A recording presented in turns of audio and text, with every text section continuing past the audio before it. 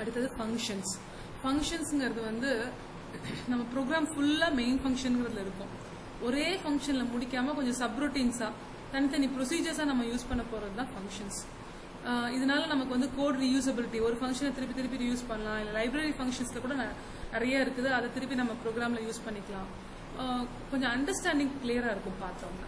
இந்த ஃபங்க்ஷனே வந்து டிக்ளேர் பண்ணுவாங்க, டிஃபைன் பண்ணுவாங்க, கால் பண்ணுவாங்க. டிக்ளேருங்கிறது என்னென்ன ஃபங்க்ஷன் வரப்போகுதுங்கிற அந்த ஹெட்டர் மட்டும் சொல்கிறது.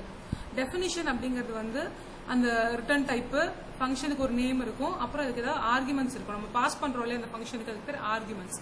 அப்புறம் அந்த ஃபங்க்ஷனில் ஒரு பாடி, நிறைய ஸ்டேட்மெண்ட்ஸ் இருக்கும், கடைசியில் ரிட்டர்ன் இருக்கும். ஸோ இதுதான் ஃபங்க்ஷன் டெஃபினிஷன். அப்புறம் இந்த ஃபங்க்ஷனை கால் பண்ணணும்னா ஒரிஜினலாக இந்த ஃபங்க்ஷன் ஹெட்டிங் அப்படிங்கிறத வந்து நம்ம கால் பண்ணுறோம். அதுக்கு ரிட்டர்ன் டைப்பையும் அந்த ஆர்குமெண்ட்ஸையும் பேஸ் பண்ணி. இதுக்கு பேர் வந்து ஃபார்மல் ஆர்குமெண்ட்ஸ் டெஃபினிஷனில் இருக்கிறதுக்கு. ஃபங்க்ஷனை கால் பண்ணும்போது நம்ம கொடுக்கறதுக்கு பேர் ஆக்சுவல் ஆர்குமெண்ட்ஸ். இந்த ஃபங்க்ஷனில் வந்து அதே ஃபங்க்ஷன் அதே திருப்பி திருப்பி கூப்பிட்டுச்சுன்னா அதுக்கு பேர் ரிகர்ஷன். எக்ஸ்னு ஒரு ஃபங்க்ஷன் இருக்கு, அந்த ஃபங்க்ஷனுக்குள்ள இருந்து அந்த எக்ஸையே திருப்பி கால் பண்ணுது அப்படின்னா அதுக்கு பேர் ரிகர்ஷன். இது வந்து டைரக்ட் ரிகர்ஷன். எக்ஸையே கால் பண்ணா அது டைரக்ட் ரிகர்ஷன்.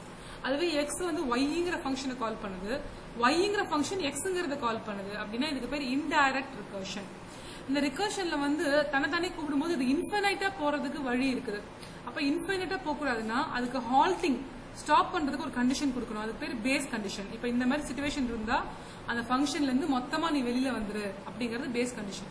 சில கண்டிஷன் வந்து கேஸ்ல வந்து திருப்பி திருப்பி நீ அதே கால் பண்ணுன்னு சொல்றதுக்கு பேர் ரிகர்சிவ் கேஸ். அந்த ரிகர்சிவ் கேஸ் வந்து இந்த ஃபங்க்ஷனோட பிகினிங்லேயே வந்து அதுக்கு பேர் ஹெட் ரிகர்ஷன், அந்த ஃபங்க்ஷனோட கடைசியில வந்து அது டெயில் ரிகர்ஷன். சில சமயம் அந்த ஃபங்க்ஷன் அதையவே 2 தடவை கூப்பிட்டுக்கும். இப்ப f of x equal to f of x minus 1 plus f of x minus 2 அப்படின்னு இருந்துச்சுன்னா அந்த ஃபங்க்ஷன் அதையவே 2 தடவை கூப்பிட்டுக்குது. அப்ப அந்த 2 தடவை என்ன பண்ணும், 4 தடவை கால் பண்ணும். அப்ப அதுக்கு பேர் வந்து ட்ரீ ரிகர்ஷன்.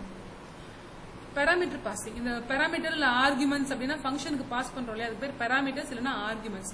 இந்த பாராமீட்டர்ஸ் வந்து வேல்யூவாவும் பாஸ் பண்ணலாம், ரெஃபரன்ஸாவும் பாஸ் பண்ணலாம். வேல்யூனா நம்ம ஃபங்க்ஷன் கால் பண்றப்ப இருக்க ஆக்சுவல் பாராமீட்டர்ஸ் அப்படியே ஃபார்மல் பாராமீட்டர்ஸ்க்கு காப்பி ஆயிடும். ஆனா அந்த ஃபங்க்ஷனுக்குள்ள நம்ம ஏதாவது ஒன்று பண்ணோம்னா அது வந்து ஆக்சுவல் பாராமீட்டர்ஸை அஃபெக்ட் பண்ணாது. அந்த கால் பண்ண ஃபங்க்ஷனுக்கு எந்த டிஃபரன்ஸுமே தெரியாது, ரிஃப்ளெக்ஷன்ஸ் இருக்காது. அதுவே பாஸ் பை ரெஃபரன்ஸ்னா அட்ரஸை பாஸ் பண்ணும். அப்ப என்ன ஆகும், ஆக்சுவல் பாராமீட்டர், ஃபார்மல் பாராமீட்டர்ஸ் ரெண்டுமே ஒரே லொகேஷனை பாயிண்ட் பண்ணிட்டு இருக்கோம்.